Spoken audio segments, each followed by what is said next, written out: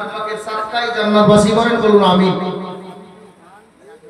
সঞ্জু খান 1000 টাকা, নূর খানের নামে 1000 টাকা, তাহলে তিনটা হলো, দুটো আরো লাগবে। 1000 এর কলম, একটু তাড়াতাড়ি। জি, আমি শেষ করে দিচ্ছি বাংলা নাতে পাকে। নবী ছাড়া জান্নাত পাবে না, মায়ার নবীকে ভুলে যেও না, দয়ার নবীকে ভুলে যেও না। আল্লাহ তাআলা বলেন কোরআনে, আল্লাহ তাআলা বলেন কোরআনে, যা আছে আসমান ও জমিনে সবই কিছুই তোমার অধীনে, প্রিয় নবীকে ভুলে যেও না, নবী ছাড়া জান্নাত পাবে না, মায়ার নবীকে ভুলে যেও না। চারটা হয়েছে, 5 নম্বর এটা করবেন না, 1000 টাকা একটু হাত দেখান তো। নিজের মা বাবার নামে আমি ছন্দ করছি ইনশাআল্লাহ। একটা লোক 1000 টাকা নিজের মায়ের নামে কে পারবে? হাত দেখান। কোন জওয়ান ছেলে আছে যে নিজের মাকে ভালোবাসে, মা বেঁচে আছে? দেখাও দেখি হাত। কোন মাঝে মুজাহিদ জওয়ান ছেলে একটা যে মাকে ভালোবাসি মাওলানা, আজকে মায়ের নামে 1000 টাকা কুরবানি দিলাম, পারবে না? কোন জওয়ান ছেলে? এই দেখেন মাশাআল্লাহ, কি নাম ভাই? তোমার নাম, নামটা নিয়ে এসো। সুবহানাল্লাহ, দেখেন মায়ের প্রেমিক, দেখেন মাকে ভালোবাসেন, ওই ভাই আমার 1000 টাকা দিয়েছেন। নারে তাকবীর, নারে রিসালাত, আজমাতে ওয়ালিদাইন বলুন জিন্দাবাদ। ওয়াহিদুর রহমান সাহেব 1000 টাকা, এটা কে দিল? নূর খান 1000 টাকা করেছে দান। আল্লাহ যেন বাড়িয়ে দিন ওনার মান সম্মান। আমি সুমামি জাযাকাল্লাহ। তাহলে কটা হলো? কটা হলো? 6টা হলো। আমার গুনতি করা আছে, আপনি দাঁড়ান, বলার দরকার নেই। 5টা 5 নম্বর চেয়েছিলাম, 6টা হয়ে গেল। আচ্ছা, মায়ের পেটে আমরা কতদিন ছিলাম? কত মাস ছিলাম? 10 মাস ছিলাম কিনা? 5টা চাইলাম, তখন 6 নম্বর হয়ে গেল। আর 4টা মা প্রেমী আল্লাহ 1000 টাকা দেবে। তাহলে আমরা মায়ের পেটে 10 মাস 10 দিন ছিলাম। 10 মাস ছিলাম। মায়ের দুধের ঋণ শোধ করা যাবে না বাবা। 1 ফোঁটা দুধের ঋণ শোধ করতে গিয়ে আমার নবী বলেন, যদি কোনো ছেলে চায় যে আমি নিজের জিন্দা অবস্থায় গায়ের চামকে চিরে দিয়ে মায়ের পায়ের জুতা বানিয়ে দেব, আর বলবো যে মায়ের 1 ফোঁটা দুধের ঋণ শোধ হয়ে গেল, কোনোদিন না, তাও শোধ হবে না। 1 ফোঁটা দুধের ঋণ। তো মায়ের নামে 1000 টাকা 4টা ছেলে আর পাবে না? 1000 করে 10 মাসের ওসিলা দিলাম। 4টা ছেলে আর হওয়া লাগবে 1000 করে। আর কইজি ওই আপনি তো নাম তো বলবেন, হ্যাঁ? আচ্ছা, মা বাবা কি দিবে না? ওরাও তো মায়ের পেট থেকে হয়েছে, মা বলে কি হবে? হ্যাঁ, একটু মা বোনদের দিকে যাও তো ভাই, কম কিছু দিবেন। সুবহানাল্লাহ। তো 4টা লোক আর বাকি আছে 1000 করে হয়েছে। মানওয়ার খান 1000, যে একটা হলো আর 3টা বাকি। আমি 2-3 মিস্টেক করতে চাইছি না। 7 নম্বর হয়ে গেছে। 8 নম্বরে কে পারবেন বলেন? মায়ের নামে আমি ছন্দ দিচ্ছি, শুনুন। নবী ছাড়া জান্নাত পাবে না, মায়ার নবীকে ভুলে যেও না, নবী ছাড়া জান্নাত পাবে না, দয়ার নবীকে ভুলে যেও না। হায় মা, আল্লাহ আল্লাহ। নবী ছিলেন মায়ের পেটেতে,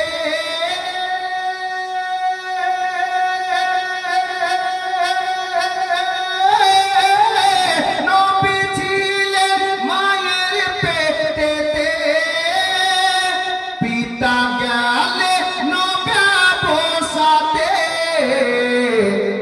আসার পথে ফিরে এলেন না, স্বামী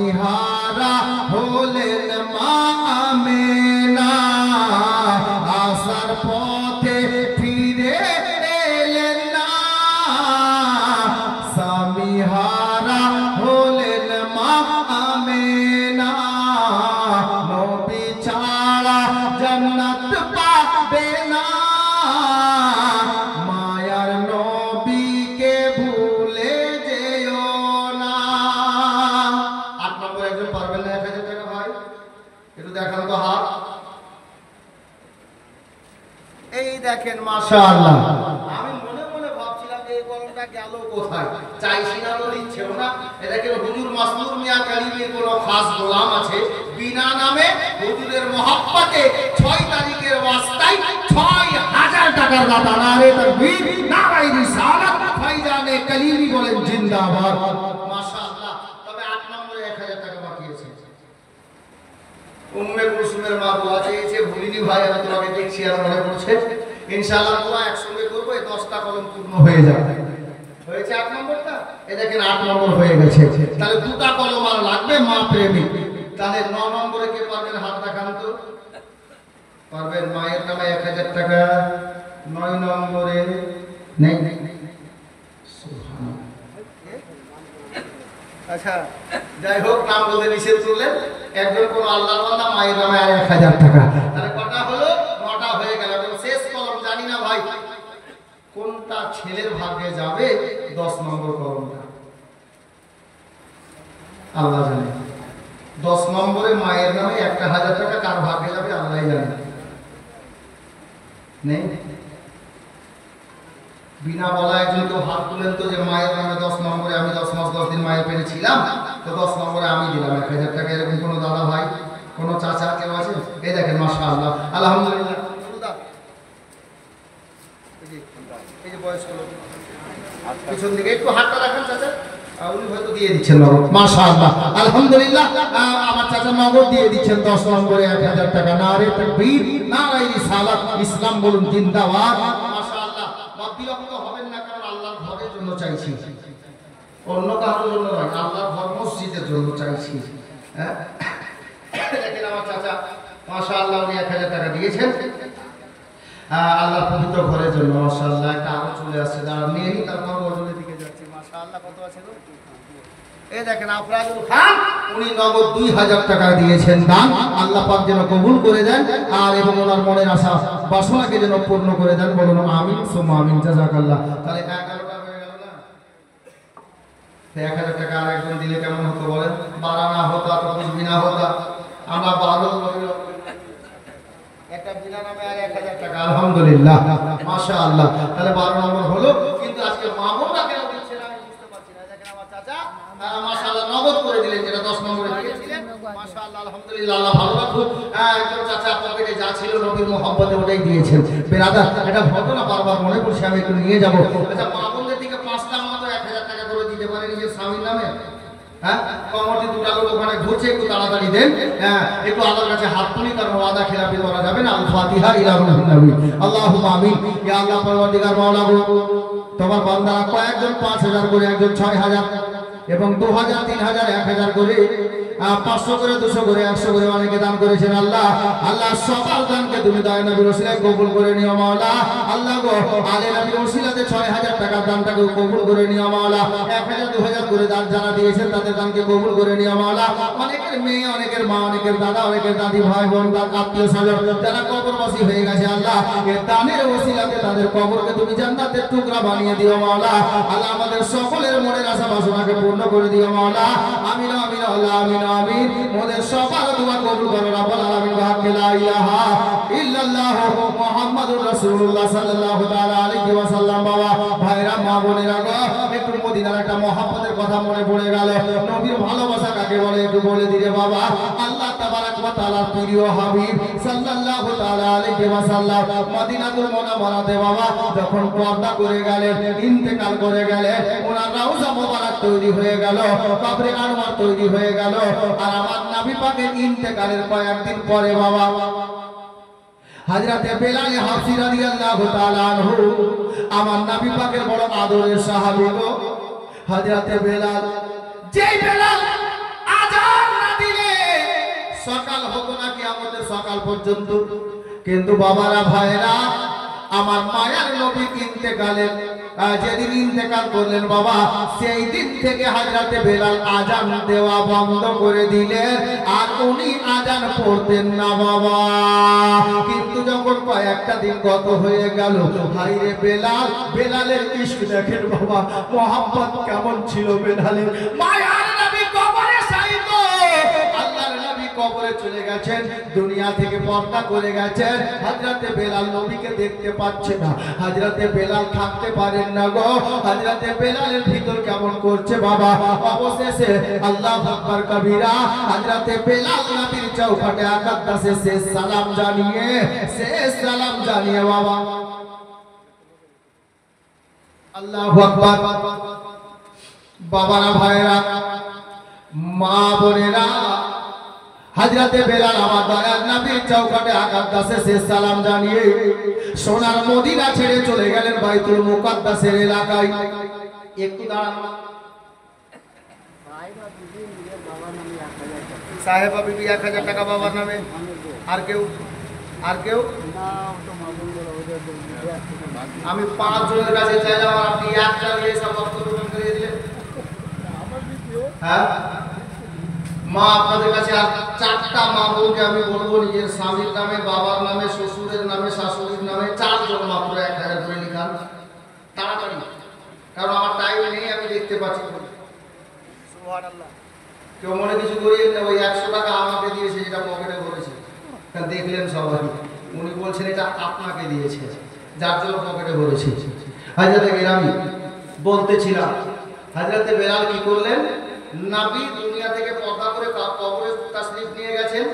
বিরহের ব্যথা সইতে পারলেন না, নবীকে দেখতে পাচ্ছেন না বলে হযরতে বেলাল মদিনাতে থাকতে পারলেন না। আমি কাকে দেখতে বাঁচবো? আহা, এরকম ছিল বেলালের ইশক, বেলালের প্রেম, বেলালের মহব্বত। আল্লাহু আকবার কবীরা। হযরতে বেলাল সোনার মদিনা থেকে চলে গেলেন বাইতুল মুকাদ্দাসের এলাকায়, যাকে ফিলিস্তিন বা ইসরাইল বলা হয়। ওই এলাকায় চলে গেলেন বাবা। আল্লাহ আল্লাহ, কিতাব লেখক বলছেন 4 থেকে 5টা মাস গত হয়েছে, বেলাল মদিনাতে আসে না। হযরতে বেলালে হাফসি একদিন রাতের বেলাতে বাইতুল মুকাদ্দাসে, উনি রাতের বেলায় যখন বাবা ইবাদত বান্দেগি সেরে একটু বিছানায় গেছেন আরাম করার জন্য, আর যেমনই বিছানায় আরাম করতে গেছেন, হযরতে বেলালের চোখটা বাবা বন্ধ হয়ে গেল, মানে ঘুম চলে এলো। আর যেমনই ঘুমটা এসেছে রে বাবা, হযরতে বেলাল একটা সুন্দর স্বপ্ন দেখতে লেগেছে। হায়রে বেলালের কিসমত, হায়রে বেলালের ভাগ্য। আল্লাহু আকবার কবীরা। আল্লাহ আল্লাহ। হযরতে বেলাল রাদিয়াল্লাহু তাআলা আনহু কোন স্বপ্ন দেখছেন বাবা? বেলাল আছেন বাইতুল মুকাদ্দাসের এলাকায়, মুলকে শামের মধ্যে, ফিলিস্তিন বা ইসরাইলের এলাকাতে।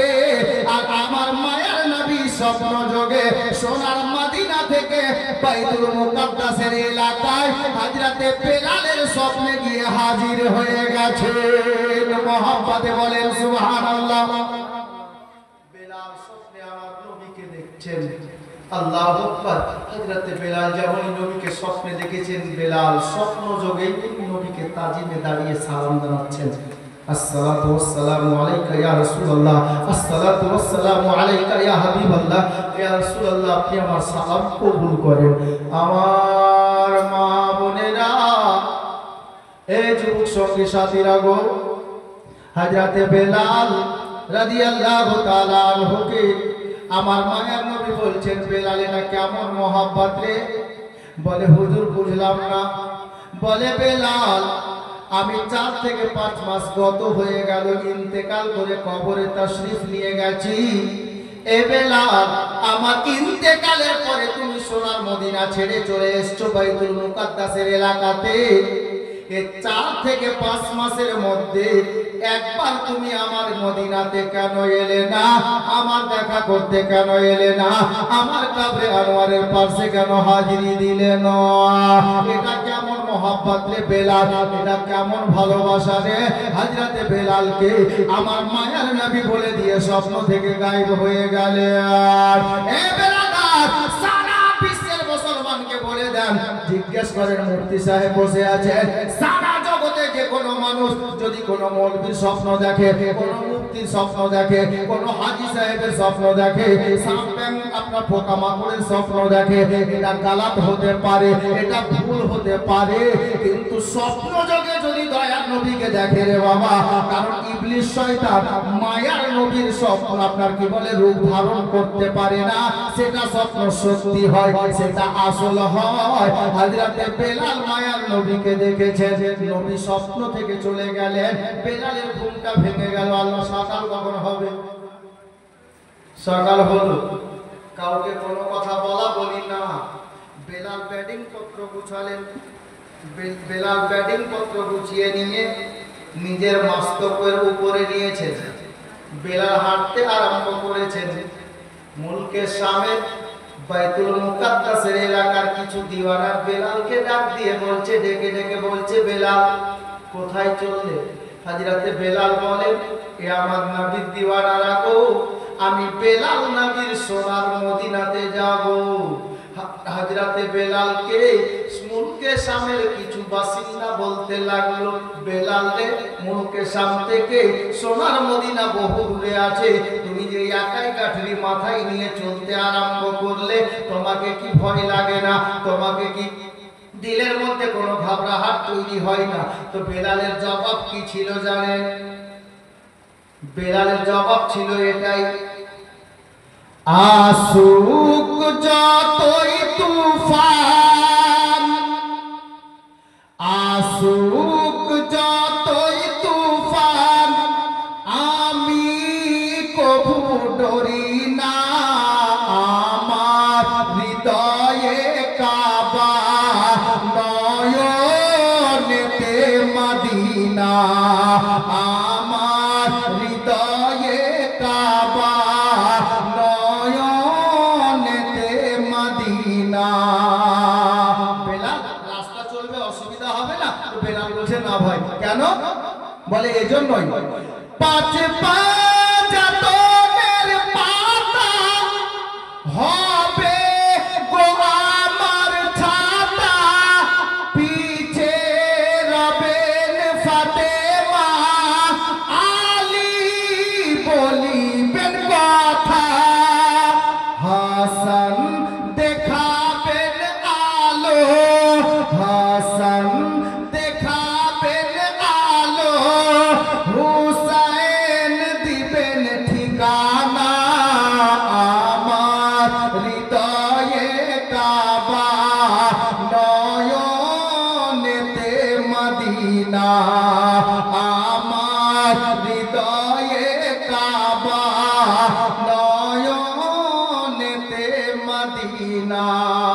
বেলাল আর কে বাধা দেবে? হযরতে বেলাল চলতে আরম্ভ করেছেন বাবা। হে নবীর দিওয়ানারা, হযরতে বেলাল চলতে চলতে মদিনা শহরের আশেপাশে চলে এসেছেন বাবা। হযরতে বেলাল, যার জন্য বেলালের ইশক দেখে আজ থেকে কয়েক বছর পূর্বে কয়েকটা ছন্দ আমি লিখেছিলাম বাবা, কি জানেন? বেলাল যাচ্ছেন মদিনাতে, কি ইরাদা আছে দিলে? আহা, আমার পাগল মন, আমার পাগল মন ওই মদিনার প্রেমে পড়েছে, আমার পাগল মন ওই মদিনার প্রেমে পড়েছে, যেতে যদি পারতাম আমি সোনার মদিনায়, ঘুরে ঘুরে যেতাম আমি নবীজির রওজায়। বলুন জোরে সুবহানাল্লাহ। যেতে যদি পারতাম আমি সোনার মদিনায়, ঘুরে ঘুরে যেতাম আমি নবীজির রওজায়। ওরে ওই মদিনার ধুলা বালি, ওই মদিনার ধুলা বালি গায়ে মাখিতাম, আমার পাগল মন ওই মদিনার প্রেমে পড়েছে, আমার পাগল মন ওই মদিনার প্রেমে পড়েছে। বেলাল, বেলাল চলতে চলতে সোনার মদিনাতে এতটা কাছাকাছি চলে আসলেন বাবা, যে স্থান থেকে দয়াল নবীর সবচেয়ে গুম্বাদে খাজরা দেখা যাচ্ছে। এ মুসলমানেরা, প্রথম যখন সোনার মদিনাতে আমি গুনাহগারের হাজিরি হয়েছিল রে বাবা, সবচেয়ে গুম্বাদে খাজরা যখন নজরে এসেছিল, হযরতে বেলালের এই কথা বারবার মনে পড়তেছিল। আল্লাহ, বেলাল কেমন একটা স্থানে দাঁড়িয়েছিল যেখান থেকে নবীর সবচেয়ে গুম্বাদে খাজরা দেখতে পাওয়া যাচ্ছিল। হযরতে বেলাল দয়ার নবীর রওজা মোবারক দেখে, কবরে আনোয়ার শরীফটাকে দেখে ইশক থামতে পারলেন না বাবা, মোহাব্বত থামতে পারলেন না গো। মাথায় ব্যাটিং পত্র কাপড় চোপড় যাহা কিছু ছিল বাবা, উনি নিজের মাথা থেকে ফেলে দিয়ে ইয়া রাসূলুল্লাহ বলে কাঁদতে কাঁদতে দৌড়তে দৌড়তে গিয়ে আমার নবীর চৌকাঠে আকাশে পড়ে গেলেন। মায়ার নবীর কাছে আনোয়ারের চৌকাঠে গিয়ে পড়ে গেলেন। বেলালিয়া তো কাঁদে, বেলালের কান্না দেখে বাবা মদিনাতে হাহাকার মেতে গেল। এ বেলাল এসেছে রে, নবীর দিওয়ানা বেলাল এসেছে। বেলালের কান্নাতে মদিনা শরীফের যত নবীর সাহাবীরা ছিল সমস্ত সাহাবীর চোখে কান্নার বন্যা বয়ে যাচ্ছে। এ বেলাল কে তাবলীগ লিখেছে, আল্লাহর নবী পাঁচ মাস পূর্বে নয়, বেলালের কান্না দেখে, মদিনাবাসীর কান্না দেখে মনে হচ্ছে আমার মায়ার নবী আজকেই পর্দা করেছেন, আজকেই ইন্তেকাল করেছেন। আল্লাহু আকবার কবীরা। হযরতে সাইয়্যিদনা বেলাল রাদিয়াল্লাহু তাআলা আনহু এমন ভাবে কাঁদতেন বাবা, এত সুন্দর আল্লাহু আকবার দৃশ্য, দুঃখজনক ঘটনা গো। হযরতে বেলালের কান্না দেখে মনে হচ্ছে আমার মায়ার নবী কবে আনোয়ার থেকে নাকি বেরিয়ে চলে এসেছে। এই মতো অনুভব হচ্ছে। হযরতে বেলালের নিকটে সবাই এসে হাজির হলেন, দলে দলে সাহাবীরা চলে এলেন। হে বাবারা, ভাইয়েরা, মা বোনেরা গো, অনেক লম্বা ঘটনা, আমি একটু শর্ট করব এই জায়গাতে। হযরতে বেলালকে সান্ত্বনা দিলেন, সবার চোখে পানি, সবাই চোখের পানি মুছতে লাগলেন। হযরতে বেলালকে সান্ত্বনা দিলেন। এ বেরাদার, হযরতে বেলাল রাদিয়াল্লাহু তাআলা আনহু মদিনাতে এসেছেন। মদিনার গলি গলিতে খবর হয়ে গেছে, হায়রে বেলালের ইশক, হায়রে বেলালের মোহাব্বত, বেলালের ভালোবাসা। দেখেন বাবা, হযরতে গ্রামে নবীর দিওয়ানারা বলতেছেন বাবা, এ বেলাল, দয়ার নবীর ইন্তেকালের পরে তুমি আযান দাওনি। বেলাল রে, আজকে 4 থেকে 5 মাস গত হয়ে গেল রে বেলাল। যখন 4-5 মাস পরে মদিনাতে এসেছো, আমরা সাহাবীরা আযান তো শুনতে পাচ্ছি বেলাল, তবে ওই মধুর সুরের আযান এখনো শুনি নাই।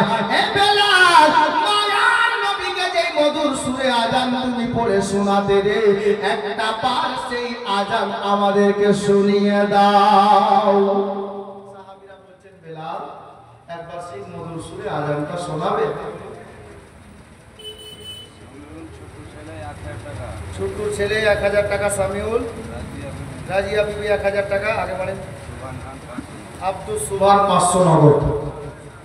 কিন্তু মাহমুদের 5টা কলম হয়নি, তখন একটা, আর এখন একটা, 2টা হলো, 3 জন আরো বাকি।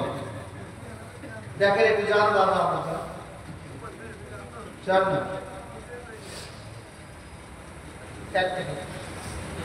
আমি মাহমুদকে বলবো 3 জন আর পারবেন না, 1000 করে টাকা নিজের শ্বশুর শাশুড়ির নামে, নিজের স্বামীর নামে।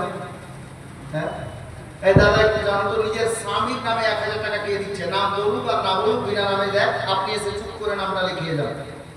জানো কি জান না? আপনি যাবেন তাহলে তো বলুন, যান। সুবহানাল্লাহ। দেখেন মেয়েরা, বিশেষ করে খান পাড়ার মেয়েরা স্বামীকে ভালোবাসে কিনা তার প্রমাণ দেখে নেন। স্বামীকে কে ভালোবাসে, আজ 1000 টাকা দেখি করে পাঠাচ্ছে কিনা দেখা যায়, ঠিক কিনা? এখানে তো অনেক স্বামী বসে আছে যাদের স্ত্রীও জলসা শুনতে এসছে, তাহলে বোঝা যাবে স্বামীকে ভালোবাসে কিনা। হ্যাঁ, ইমাম সাহেব জমাতে ওয়াজ করেন, মুফতি সাহেব স্বামী স্ত্রীর মহব্বত বলেছেন কিনা আমার জানা নেই, তবে আশা করছি বলেছেন। হ্যাঁ, দেখা যাক কটা স্ত্রী যে স্বামীকে ভালোবাসে তার প্রমাণ এখন পেয়ে মিনিটে দাঁড়ান, আমি যেখানে বলছিলাম ওখানে নিয়ে যাচ্ছি। হযরতে বেলালকে সাহাবীরা কি বললেন, ওই মধুর আযানটা একবার শোনাও, এটা দয়ার নবীকে তুমি শোনাতে।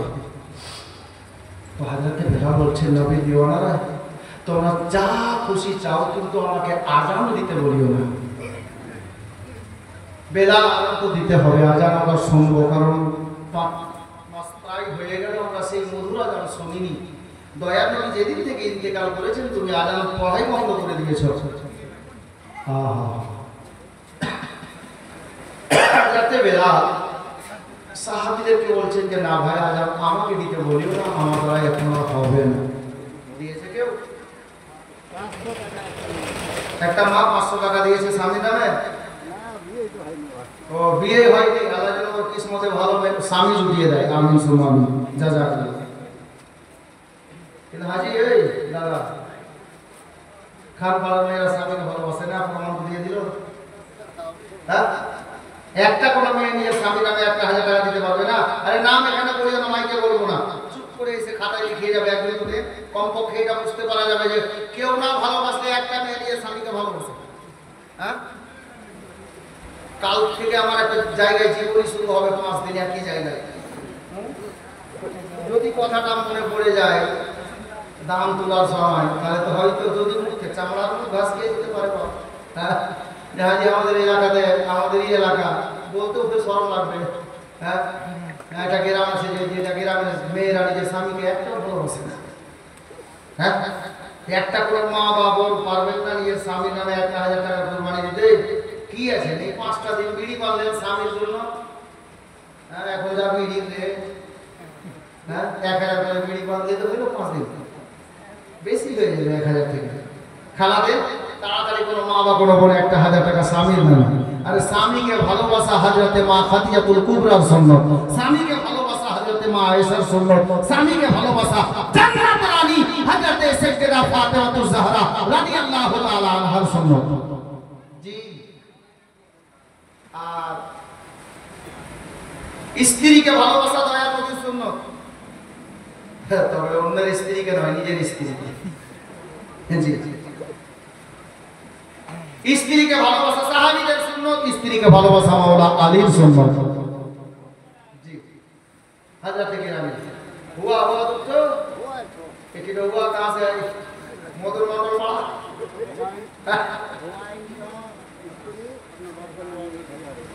আচ্ছা, হুমায়ুনের স্ত্রী নিজের বাবার নামে 1000 টাকা, তার মানে স্বামীকে ভালোবাসলেন বলে একটাও নাই।